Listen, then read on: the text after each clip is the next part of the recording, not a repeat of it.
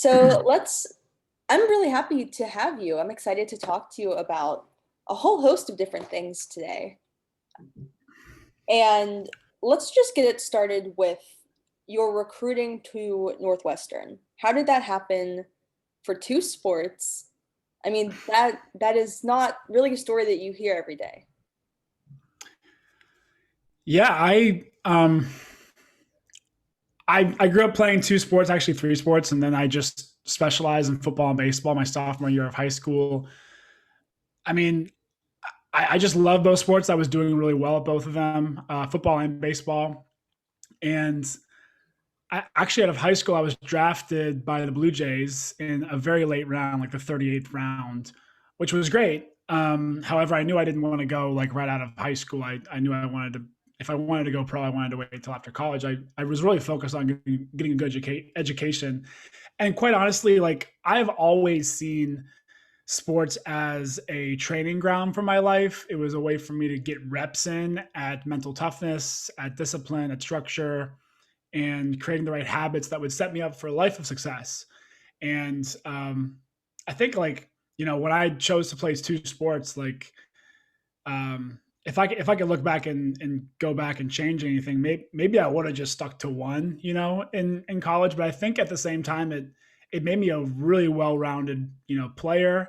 I think that really being recruited for two sports, like they know that you're going to be like kind of like cross training basically, and you're going to be training different parts of your brain and parts of your body in a way that'll usually lead to less injuries, usually lead to more athleticism, so to speak. Not to toot my own horn, but like that's what a lot of college coaches, at least at that time, were looking for. So it was kind of a no brainer for me. And they have an interesting rule in the NCAA where if you are going to play football in college, your scholarship has to be with football. It can't be through some other sport. And that keeps football from getting basically free players from the baseball team or the track team or, some small sport that really needs the money, right? So it keeps football from cheating basically. And because if I would have had a baseball scholarship, football would have gotten me for free, but instead baseball got me for free. So I had a full ride for football. So what was that process like? I mean, getting drafted and then foregoing that in lieu of going to college. I mean, was that always the plan, or when that opportunity with the Blue Jays came up, was there a conversation with like you and your parents, or you and an agent, or you and Northwestern? It was actually a bit of a surprise. I wasn't expecting to get drafted. It was a fun surprise. It was, like I said, late in the draft, very late, and the money would not have really made a lot of sense compared to the value of the education at Northwestern, the value of the potential development as an athlete that I would get at Northwestern, and so I didn't consider it much. Like it was actually my best friend's dad actually was in the scouting department at the Blue Jays, and he called me and told me that they had just selected me, and he actually I could just kind of tell it really wasn't like the right move for me. It wasn't going to be the next move, but um, yeah, so it didn't end up being my path. But you still pursued baseball as a collegiate sport, which in itself is a lot. And then you tacked on the football component as well. So, I mean, plus the education that Northwestern gives, which is certainly at the top. So, I mean, how was that college experience? I mean, I was doing everything. I was trying to do it all, and I don't know if I really realized it, but I was pretty burnt out. I was burning the candle at both ends. I was trying to have a social life on top of going to, like you said, like a top 10 university, now a top 10, top 20 football program, and a Big Ten baseball program, you know. And actually, in the spring, I was expected to go to both practices in the springtime. So we had spring football drills. Like I kept my entire football schedule, and baseball was just tacked on top of that. So um, that made it a little bit interesting and pretty difficult, to be honest, to really excel at both sports. Plus, I was playing defensive end, putting on weight every year, every day. and then I was playing outfield or pitching for the baseball team. And it just didn't make a lot of sense. Like for me to put on 30 pounds and then also, run down a ball in the outfield, just and lifting weights the way that I was, and then also going out and throwing a baseball the way that I was probably not the safest thing for my arm. Like overall, not two positions in altering sports that really go well together, So it was pretty contradictory. It was tough. And to have, my school, I tend to actually operate, and I think a lot of athletes operate this way, where if you're busy, you're way more efficient and effective, and you're very good with managing your time. But if you're not busy, it's kind of like, well, I'm not expected to do anything. I don't have to be anywhere. So I'm going to procrastinate on everything that I want to do. And so I was like far on the other end of the spectrum. I was way too busy and I was getting burnt out, and my coaches could tell, and they actually recommended that I just stick to one, that I just go back and just focus on football. And because I wasn't really getting very good at either one, you know, and that is really what hurt the most. It's like I know I have all this potential, but I can't really dedicate the time and the energy and the love to it that I really want to. So So, was there ever a sports psychologist that was suggested to you to deal with that burnout and that overexertion mentally and physically?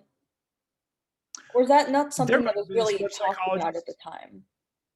There might have been a sports psychologist on staff, but I didn't talk to them. We did have counseling and psychological services on the main campuses, and I never went to them either. I don't know. It's funny. Like I wouldn't say that I was like in a mentally unstable place or mentally distraught, but I think my body was definitely telling me something. Like I was just I don't know really how I did it. Like I really proved a lot to myself in those first 2 years. Um, but I think it really more so came down to like the impact that I was having, and really the lack of impact that I was having. Like, yeah, I was playing baseball and I was playing football, but I was, to my standards and to the team standards, I was kind of going through the motions, like I wasn't performing the way that I really wanted to, even though I was giving it my 110% effort. So, did anyone tell you that, or was that just kind of a feeling that you had? I mean, I know that your coach, you said that your coaches kind of alluded to it, but did anyone say, Yeah. "Hey, you're not giving us 100% and we can tell"? Well, so I sort of misspoke there. I was giving 110%, and they knew that. I think what hurt them was that I wasn't succeeding either. That I wasn't really, you know, making strides in the ways that they expected me to, that I expected myself to, and I didn't really see it. I've always kind of been that kind of person that like, you know, in romantic relationships, like I'd kind of let them end it, and the same thing kind of happened with football and baseball. Was like the coach kind of ended it for me. He was like, I don't really think this is good for you. I think you should probably just focus on football. This is the baseball coach at the time. Um, So, and in looking essence, your back, like baseball I, coach broke up with you. he broke up with me. He broke up with me. And it was tough, but honestly, it was the permission slip that I needed. Like what I really wanted to do, like I never really asked myself what I really wanted, to be quite honest. Like, because I wasn't really comfortable making that decision. Even if I did know what I wanted, I wasn't comfortable choosing one because I was afraid to screw up. I was afraid to choose the wrong sport or let somebody down.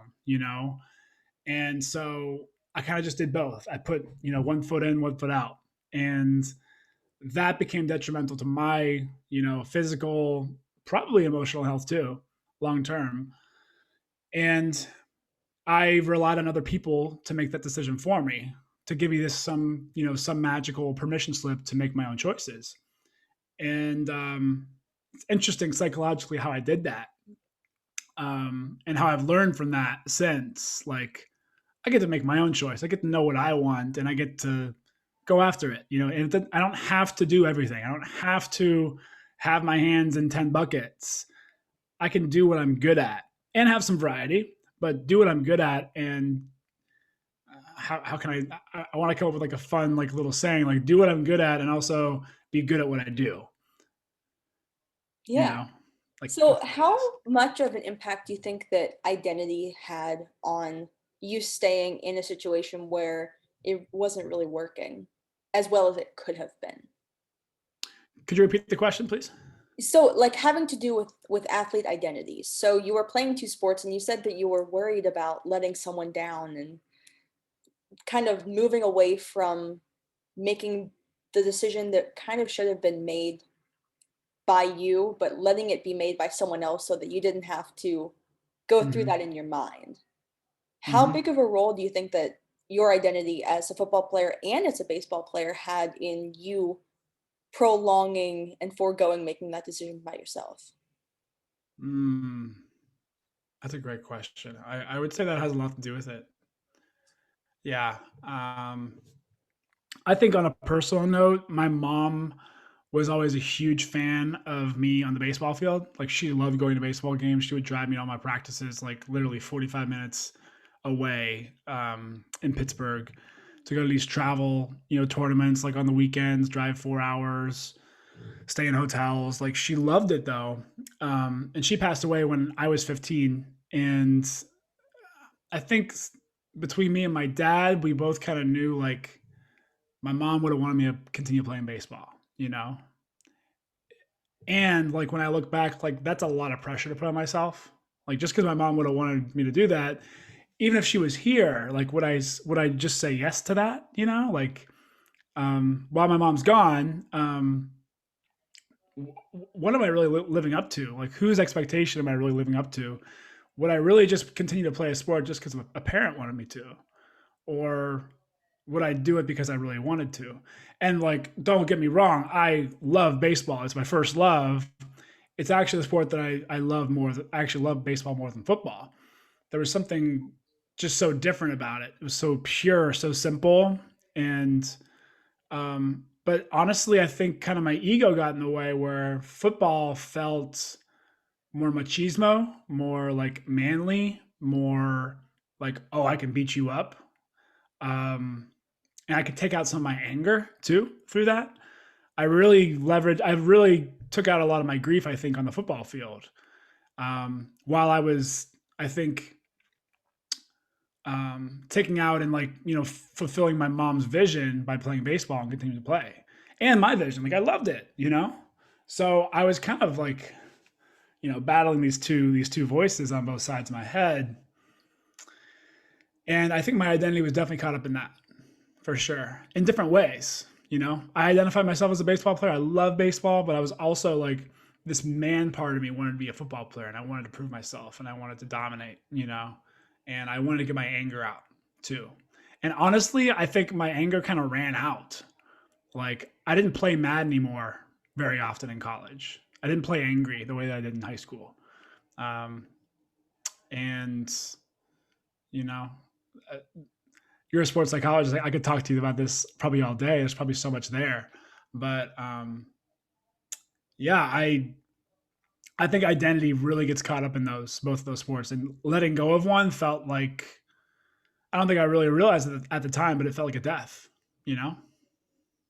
I don't know, but hearing you voice that, I mean, there is a lot to be said about staying in a position where you know it isn't really good for you. I mean, not that it's toxic by any standard, but that doesn't fit the life stage that you're at. I mean, Mm-hmm. it seemed like just from what you've told me that football, while you enjoyed it, was not really what was fueling you.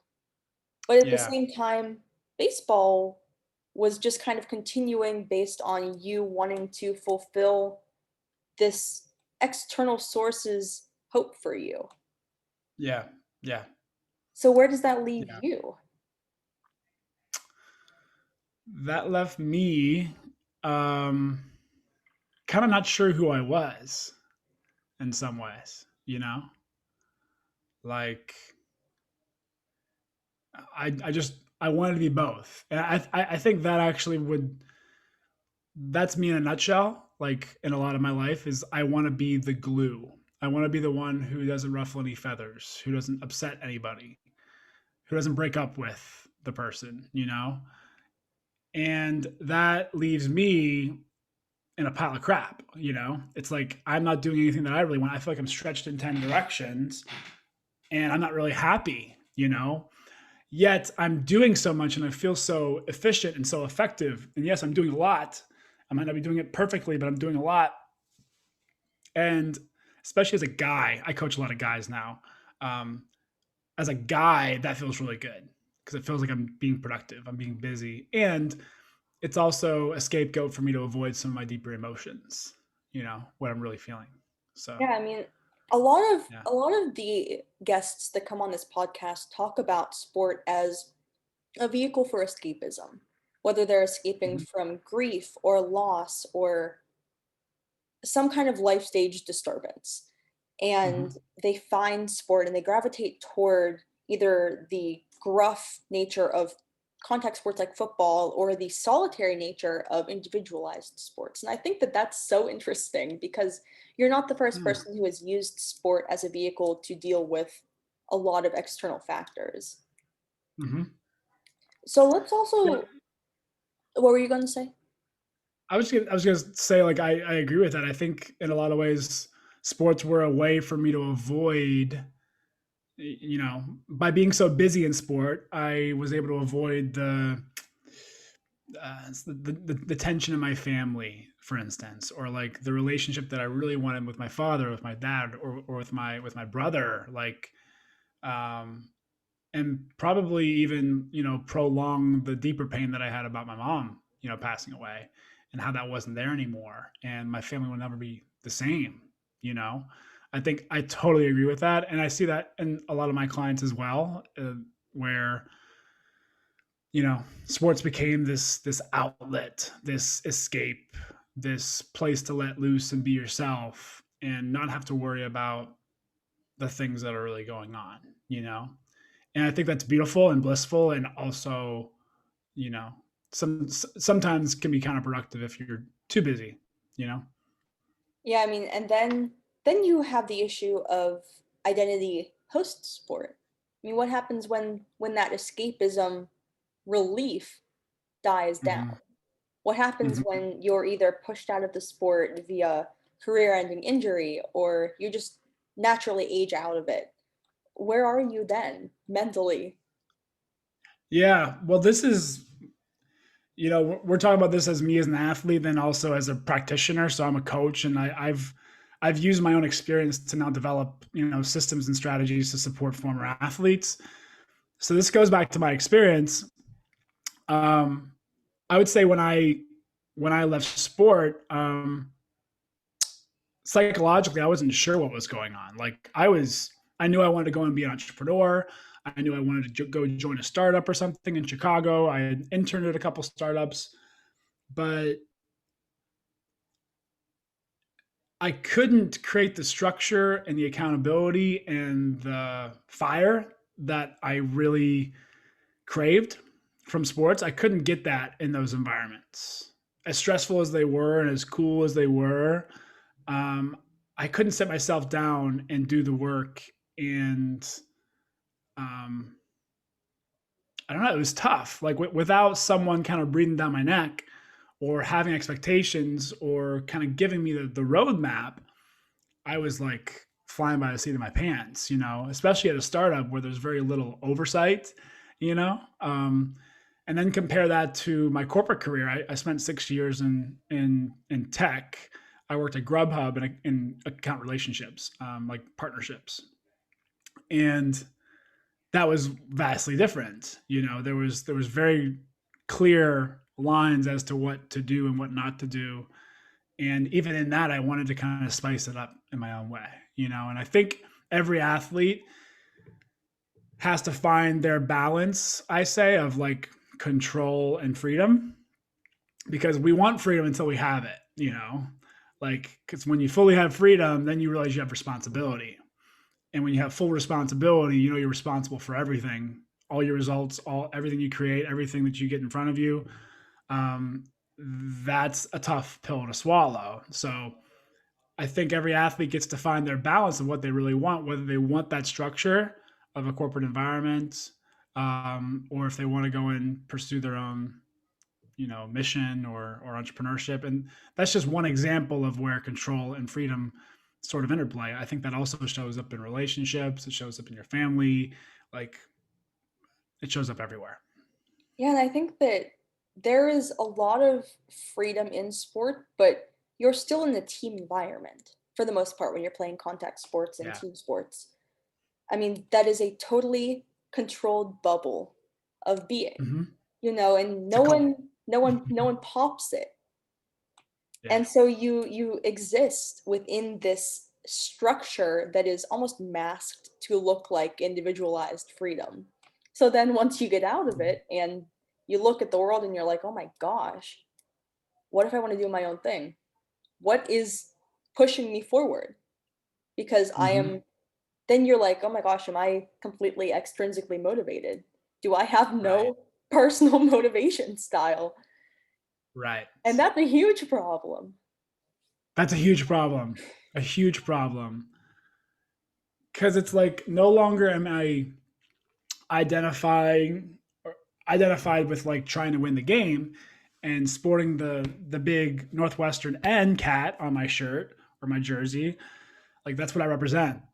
Without that representation, without something to stand for, it's like, well, what do I stand for? What do I really care about? Because when you really look at sports, like it's all make believe. Like it's all like we're gonna go play a game and we're like nothing's on the line except for money for the school or for the sports team, right? Or a trophy that you could sell for $5, or a ring that you could sell for a few hundred. Like let's really think about it. Like what are we really looking for? We're looking for external, validation. And then you go into the real world and you actually have to start asking yourself like what do I care about? I started asking myself like do I care about the environment? Do I want to go help start a company in the environmental space? Do I care about food delivery? To be quite honest, like I didn't really care about food delivery. I took the job because I knew I'd be good at it. I wanted to stay there for a couple of years and then I'd be out. But I stayed there 6 years and now I'm out. But um, it's weird putting a label on yourself when you've had a label given to you all your life. You now have to choose the label. You have to pick it and you have to go with it, and that can be very scary. That's a great quote. Yeah. So let's talk about life after football. I mean, we've talked about generally about life after sport, but there are a lot of lasting ramifications of playing football, some of which you've dealt with concussion wise. So, I guess before we start, I'm just going to ask a little yes or no question. Was football worth it? Whoa. I haven't been asked that. To be determined. Um, It's not a yes or a no. it's not a yes or no. Let's see. This is my habit. Um, yes. Yeah. I think so. I think it was. I mean, I got a incredible education. Um, I got to follow my dreams. I got to really step into leadership in a way that I don't think you can really apply that kind of leadership in many other places, where it takes a full team to create a result. I think that maybe I could have found that in a place in something like theater or being in a band, or which probably would have let me up pretty big. Like I love those things. But I think it taught me so much about discipline, so much about physical activity and how valuable that is. That some people say like, can you replace football? Like, should football be banned at certain ages? Like, mm, it's tough. It's tough to say. Like, I if I had a kid right now, or saying like for your question, knowing what I know now, would I let myself play football? I probably would have waited until I was like 11 or 12 at least. When did you start? 7. That is so early. So early. And back then, the drills that we would do, like you would like look away if you saw the drills that we would do. Like the drills we would do like growing up in Pittsburgh were like bull in the ring, which is outlawed everywhere. You can't do that anymore. Oklahoma drills. We made up this drill where you would just like choose a cone, that cone or that cone, and then the ball carrier would just run to that cone, and the tackler would just meet them right at the cone. It was just meant to just practice hitting and hitting hard, and it was literally just force to force. There was no technique, there was no anything. It was just like see how fast these kids can run at each other, and I don't know if I want my kid to do that. I don't think that's necessary. Like I learned a lot about myself, and I learned how to push through getting a headache every time I do that drill because you would hit helmet to helmet. But I don't know if I want my kid to do that or really want myself to do that again if I can go back, knowing what I know now, you know. And of course, I don't blame anybody for that. What we knew back then is completely different than what we know now, and especially what I know. So, you know, that is what it is. But Was there a yeah, certain concussion that you remember or don't yeah, remember? I remember one concussion in particular. So I mean, the definition of a concussion is technically experiencing one of like a whole plethora of symptoms. So if you base concussion on like having a headache, which is a symptom, then I had a concussion every time I hit somebody. Like, come on, like I would go through the entire season with a constant headache, and then that hit would create a worse headache. So like the definition for concussion is very obtuse or whatever the word. It's very vague, and so I've had countless subconcussive hits to my head, ranging from the age 7 all through like age 22, 23. Um, but I do remember one specific hit. And actually, I'll back up. When it comes to the concussion crisis and like CTE, most of what most of what the scientists are saying is that it's the subconcussive hits, it's the repetitive head trauma, the repetitive little things that add up, kind of like hitting a big boulder or a stone with a hammer over and over and over. You're making little cracks in that boulder, and eventually it'll crack. It'll literally break apart. Um, but it's those micro hits that really add up. And when you don't heal the brain properly between hits, that adds up, and it's like playing on a broken ankle. What is also bad is getting a concussion, not getting it diagnosed, not resting from it, and not getting the proper treatment. If you do that, you can risk death. Like if you go back into the sport and get another concussion consecutively, you can quite literally die. Like there have been cases of that. That's called second impact syndrome. And what happened to me was I got a concussion my senior year in college. I didn't know it happened, but I did start seeing double, and I should have known. I should have realized, but I did not put two and two together. And I have a very short memory, like especially on the football field. Like I'm very present when it comes to playing sports. Like I'm like forget the last play. Like what's important right now. So when I started seeing double, I was like, I just got to fight to survive. I'm in the middle of a play. It was on a special teams play. I started seeing double, and I was like trying to run down the field and like fend this defender away from me so I can get down to the ball carrier. And um, like it was just so weird. It was such a bizarre feeling. And I was somehow still able to run down the field and like make it all work. And no one spotted me. No one saw that I was running awkwardly if I was. And I never got diagnosed. I never got it treated. I stayed in the game. It wore off, and I felt better, and never talked to anybody about it. A year and a half later, I was working in my first corporate job, first startup job at home, and I started experiencing mood swings, nausea, um, headaches, severe neck pain and back pain. I would walk into grocery stores and feel extremely frustrated and anxious and just over it. I just wanted to get out of there, and I didn't know why. And it took me a while, but thankfully, I worked with Northwestern, and based on like all the rules that are in place in college athletics, they didn't have any reason to support me. They didn't have any legal binding agreement to support me with my head injuries because I never had one diagnosed with them. Well, I had one technically, but the one that I think was causing me problems at this point was not something I got diagnosed. Wasn't something I mentioned in my exit interview. So they went above and beyond to support me, set me up with the right doctors, support me financially, and get me in the right hands. And I got diagnosed with post-concussion syndrome about 6 months later. And it was great to have a name for it and a treatment style for it. It was a long path though. Like it was basically having double vision still.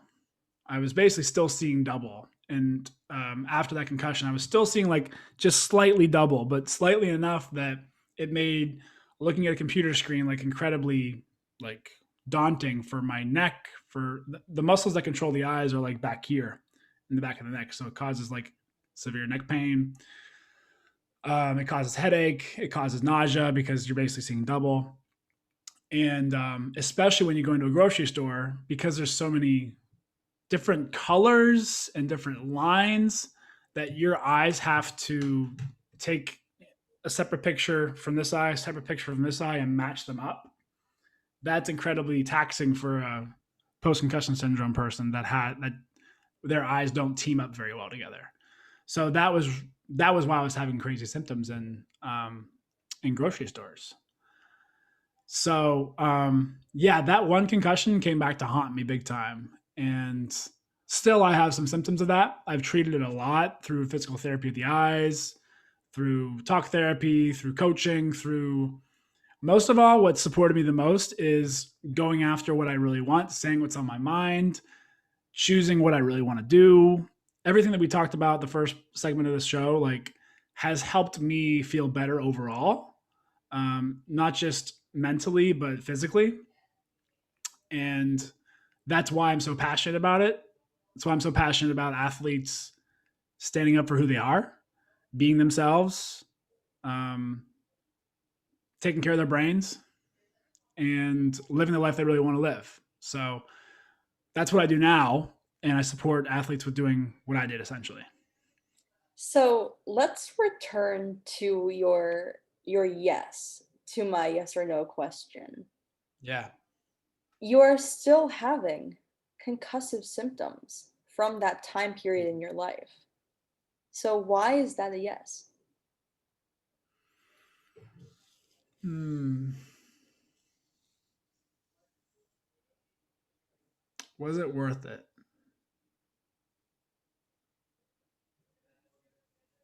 Yeah. I don't know. I'm not sure if it was worth it. Like the depths that I've been to mentally, I'm not really sure if it's worth it. Whoa, man. Yeah. I mean, That's I why had an incredible experience, but I was interested when you yeah. said yes, because your entire business now Hmm. deals with the post-concussive lifestyle that was Hmm. sustained and could have been avoided had you pursued baseball 100%. So I'm It's true. just wondering if football was worth it.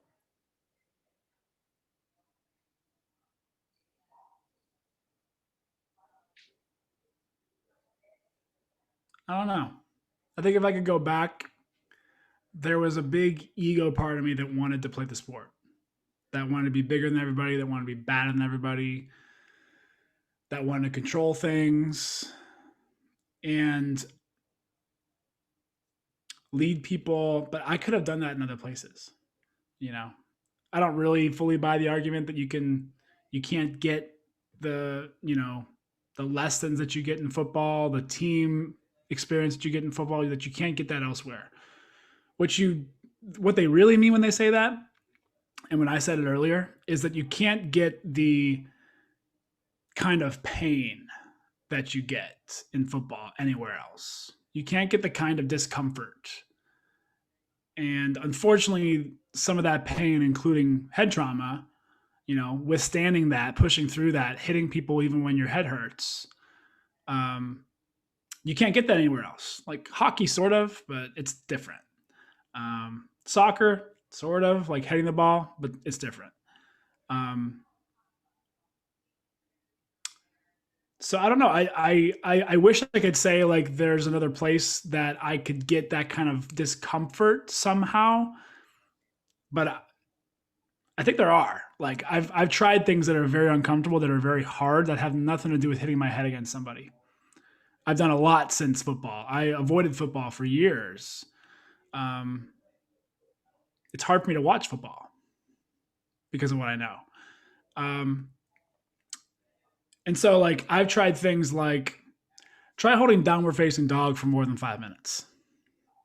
Um, that yoga pose, it'll feel like you're on a football field. It'll feel worse. Try doing Kundalini yoga, like where you're holding your arms up like this for 10, 15 minutes straight. Like that, like that's opposite end of the spectrum, but there are things in the middle that you can do and you can learn things about yourself and you can practice as a team that don't require the level of violence that football requires. Um, and to that extent, I also think like if football had different rules, if there were some plays that were taken out that involved high impact collisions, that involve head to head contact, you're never going to take away concussions. Those will always happen. But I think you can take away some more of the repetitive head trauma that you basically, if football were more like rugby, I think I would be more comfortable playing it.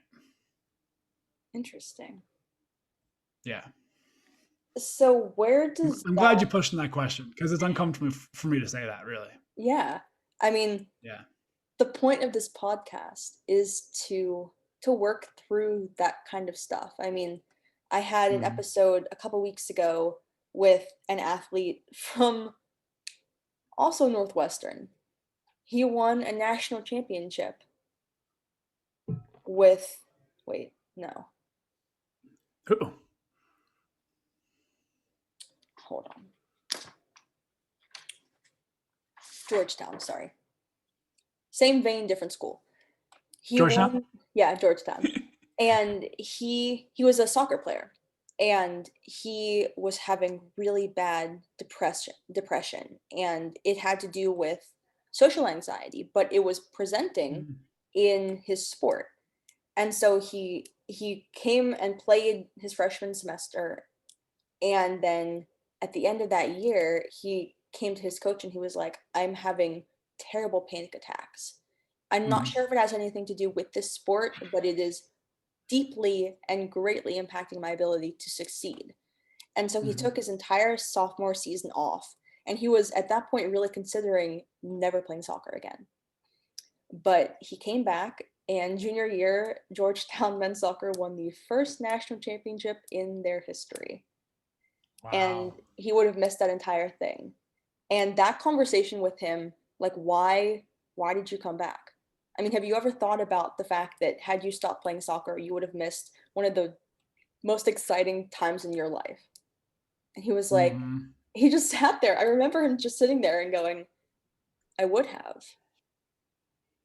Like that is one of the most cherished memories of my life so far. And I would have Mm-hmm. totally missed it had I not believed in myself. Right. And that was just, it was one of those answers that I can remember among all of the episodes that I've done so far. Just him sitting back and saying, I would have missed all of that. Yeah. And so that's why I pose questions like this and I kind of push them to see how deeply you'll answer them. Mm-hmm. So It works. let's go a little more surface level and talk about the work that you do now and how you hope to impart on other current and former athletes what you know. We're gonna lighten the mood a little Yeah. bit. Yeah. So I'll tell you how I got here.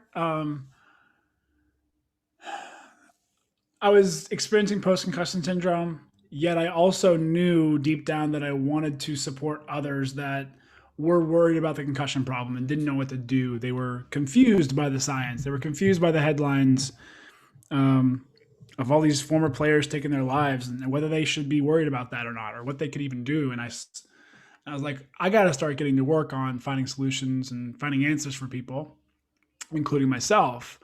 And so, as I was doing research as to what would help people navigate their transition and navigate the confusion of CTE, I started stumbling upon some awesome resources. One of the first ones was, well, I mean, the first one was yoga. There's been a lot of studies about how yoga and meditation helps the brain rewire and actually rebuilds gray matter in the brain. Not to mention, it's just great for your body after playing a big, crazy sport like football. Um, so I'm a huge proponent for that. I went through my teacher training back in 2014 and learned a ton. And that helped me kind of open my eyes up to more modalities that are similar and kind of in the same vein, such as breath work. So intense breath work, whether it's like transformational breath or more like Wim Hof kind of daily style breath work. Both are incredibly helpful with being more self aware, increasing your immunity, increasing blood flow, increasing oxidation of your blood, increasing cerebral spinal fluid flow so your brain can cleanse and detox. And I've also gone to countless doctors for my situation, so I know um, what to look out for, what to focus on when it comes to taking care of your brain, taking care of the functions that your brain controls, like your eyes and like your body and like your spine, um, and how your nervous system is really all connected to your brain. It's really all like your brain is your nervous system at the core of it. And more practically, I started experiencing and exploring men's work and men's groups in particular. I started seeing how powerful it was to sit in communion with guys in a way that I, couldn't sit with girls. There was a camaraderie and a value that I got from sitting with other guys that, um, people that associate as men, as male, and the value that that creates. And I'm actually about to go in the men's group in a couple of hours virtually for about an hour and a half. And it's a staple of my week. And it's a staple of connecting to myself, sharing, really connecting with my emotional body, my emotional state, sharing that and practicing like being attentive to my emotions and being vulnerable about them, in a smart way, in a strategic way to actually create more connection in my life, create more impact in my life, go after the things that I really want to do. So I just saw the value that men's groups and men's work really created. And beyond that, I started seeing the value that coaching can create and the value of having that mentor, that third party to look down at what you're doing and help see your gaps, help see and illuminate parts of your life that could use attention, decisions that need to be made, um, conversations that need to be had, and how that impacted my life and my business and allowed me to really go after really who Q is, right, at the end of the day, um, without really having to rely on external circumstances anymore, just relying on my own compass. So that's the work that I came to, that I found, that I experienced, and now I teach and I coach. And so I've developed a process, a method called the world class method. And I take these big, obtuse ideas and concepts and I boil them down to simple. It's a simple process for former athletes to really digest and to apply their lives. So I deliver that message, that method in a few different ways. I run some free challenges once in a while. There's one starting on Monday. I'm sure this won't air, before then, but This is coming every out once in a in while. this is coming out in 3 weeks. Okay, So so by if that there's time, anything I'll coming up, then feel free to send me a link. I'll put it in the show notes and everything and promote it. cool. Yeah. So if you're listening, check the show notes for what's current and what's updated. There might be a podcast in there 3 weeks from now. There might be a community you can join. There'll definitely be a quiz you can take to learn about your athlete identity, like your internal compass and how you associate as an athlete in a real world environment, and how I can support you with those things and give you some tips. Um, also, what was I going to say? I have this challenge that I run about every month. So by that time, we'll have another one coming up. And to find that, you can go to thefindyourfirechallenge.com. It's thefindyourfirechallenge.com. And it's a 5-day challenge where we go through my process and we just like quick hit it, each of the 5 days, and we jump into applying this work to your life and just getting some results right away. So what is the Life After Athlete archetype quiz? The name's probably going to change, by the way, but Okay. the Life After Athlete archetype quiz, it's a mouthful. It's a quiz where it's 13 questions. It takes less than 5 minutes, probably 2 minutes. And through these 13 questions, I'm trying to see how you experience the two very important things in the real world. How do you relate to and approach responsibility? Like, do you love more responsibility in the workforce, in relationships? And, do you want more things on your plate? Do you crave that? And then, or do you not?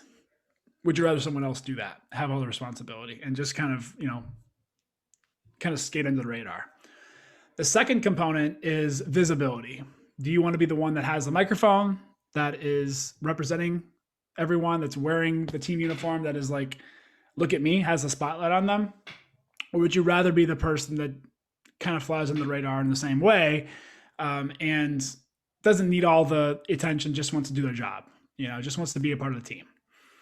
And based on how you answer those questions, I'll give you a result and how you interplay with those two components. And I'm excited for you to take it. I'd love to see how you interplay with those two ideas, responsibility and visibility, and find ways to pivot on that. First of all, hone that and really celebrate that part of yourself, because that's a superpower. Because if you don't need all the responsibility in the world, if you don't need all the visibility in the world, that could be a really good thing. And the message that I try to tell is that it doesn't matter what archetype you are, there's an opportunity for you to be the MVP no matter what. And as you'll see, like when it comes to team captains for a football team, for instance, there's someone from every position group usually.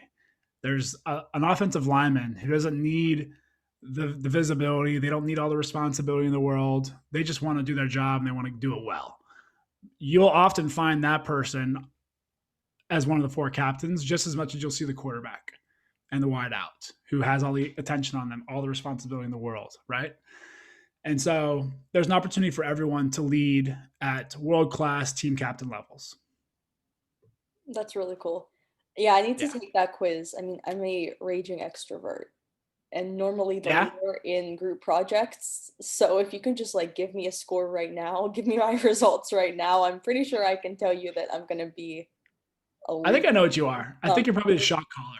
Yeah. You should drop that in the show notes too. what Shot does that caller. So mean? you'd be quarterback or like the middle linebacker on defense.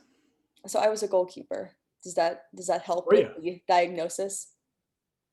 I'm not very good with like soccer or hockey. What did you play soccer? I played soccer.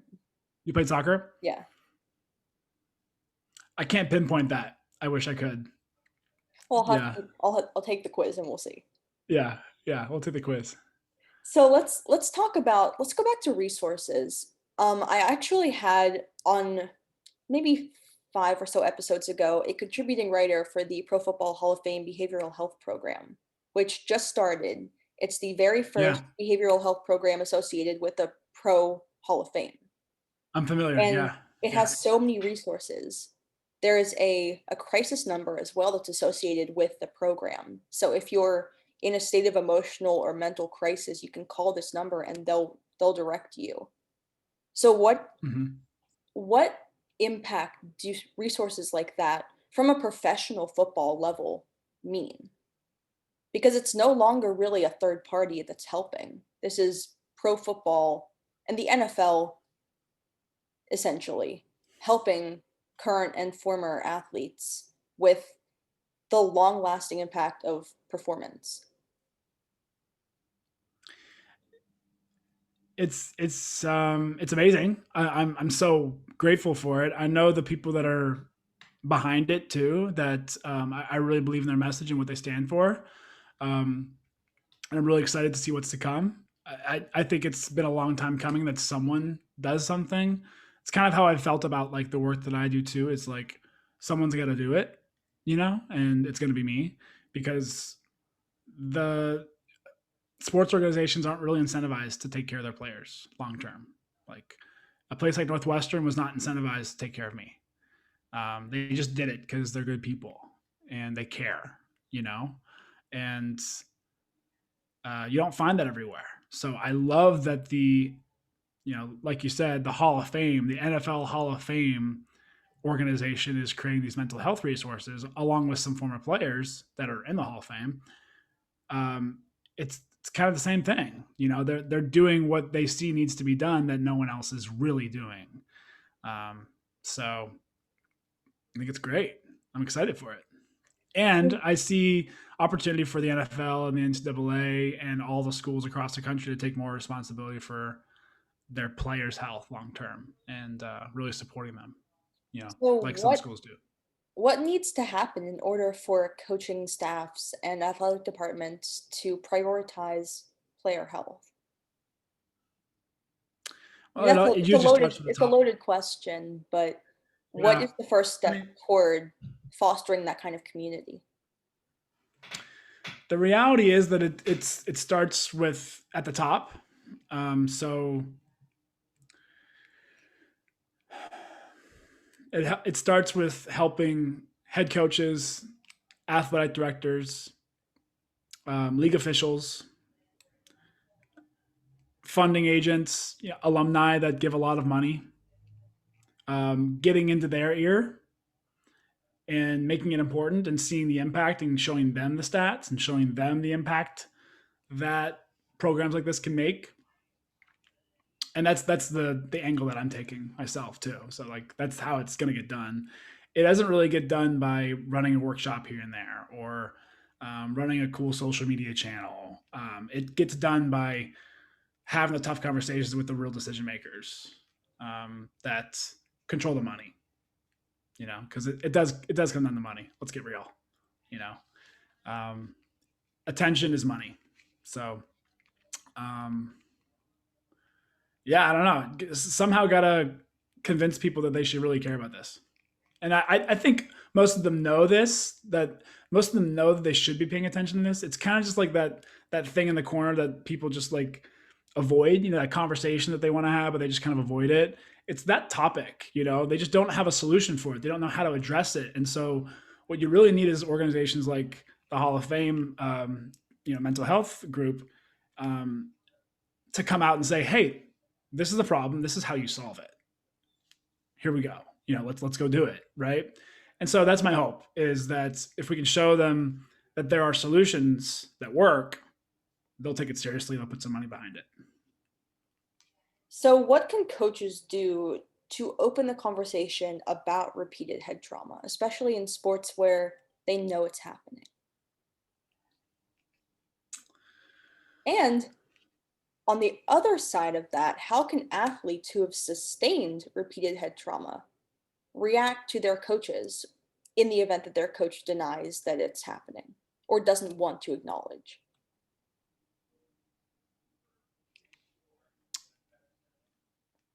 That's a loaded question. I think this comes back to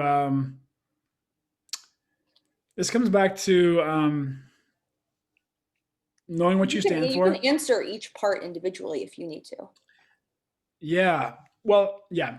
I think broadly it comes down to like knowing what you stand for, like as a person, as a former player myself, knowing what I stand for, doing my research, yet also being open minded to other perspectives, not being dogmatic, because in the world of concussion, there's no dogma. There's like virtually none. Like, um, what we knew 5 years ago is completely irrelevant these days. Like what you used to do to treat a concussion, you do definitely do not do these days. You used to sit in a dark room for days, and now that's like the wrong thing to do in most cases. Um, so I think approaching it from a wide lens with an open mind is first off the most important thing. And when it comes to like approaching a coach, I think it's come with some solutions in mind, some data and some solutions.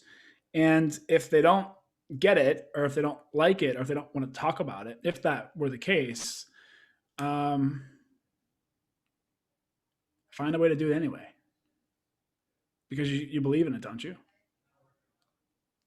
You know, also just be open to their perspective, to the pressures that they're under, yet also know that there are people at stake here. There are lives at stake here. There's brains at stake.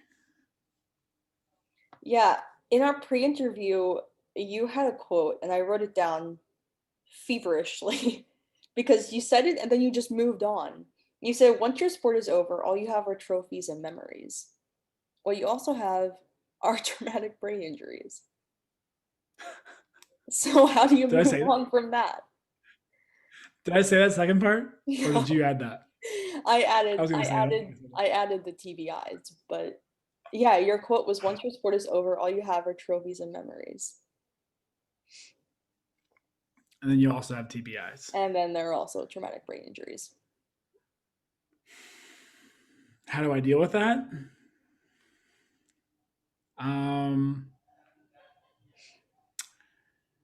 I think back to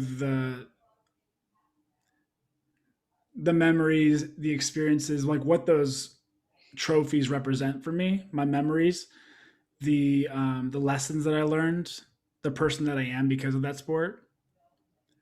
And when it comes to brain injury, like we know that there's only so much that we can control right now with the longevity of our brain, our mental health long term, if you've sustained concussions and repetitive head trauma. Um, so I just try to focus on the controllables. That's how I reconcile it. I just focus on the controllables. Um, I focus on ingesting the right things that are good for my brain, good for my body. Um, you know, follow my own protocol, follow my own method, and stay there. Do that the best as I can. So how have you and your thought process surrounding sport as a whole changed throughout the time that you've been competing and then in the years after? Most people say this, but I'll echo it. I think you do start to realize how much of a business sports really are as you get older and as you progress into the college and potentially pros. Um, and my dad used to call that politics in sports, and he hated it. Every time he would witness like a coach's son playing, he thought that was just like the worst thing. Like if a coach's son wasn't very good, but he was playing shortstop, like what's he doing out there? It's politics. It's not being fair to the kids. It's politics. Um, and when I really look at it, like if you follow the money, you follow the power, you follow the control, you follow the influence, and as you go up in sports and in rank, those, that dad who coaches the team who can put his kid at shortstop is now the AD or the school president or the biggest donor at the university, for instance, that um, can make tweaks, can make choices, and I think that's the biggest thing that I've really learned is that it's truly a business, and they're out there to win games. They're out there to look good, to make the university look good, and to encourage more money to come into the university. Like the university is a business. I went to a private institution, and even if you're a public institution, that's still state dollars that is run like a business. So um, I think the beauty is that there can be win-wins in those situations. Obviously, I got a great education. and I came out of it, quote unquote, mostly unscathed. Of course, aside from the head trauma, and you know, in some ways, I think I got my money's worth, right? But in others, not. That is the last question I had to ask you. Is there anything else that you think that I missed about your story or anything that you would like to add?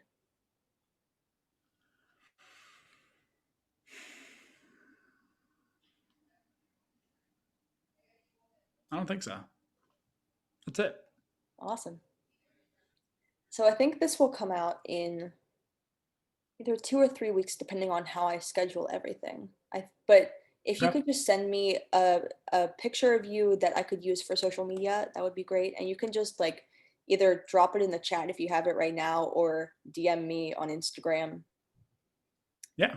and I'll talk to you I'll later. DM you after this. That'll be Okay, easier. awesome.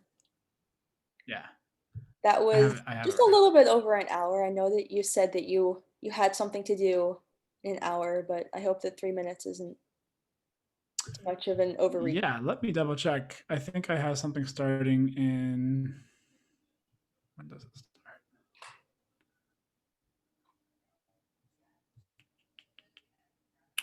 Oh yeah, like 10 minutes. I should run.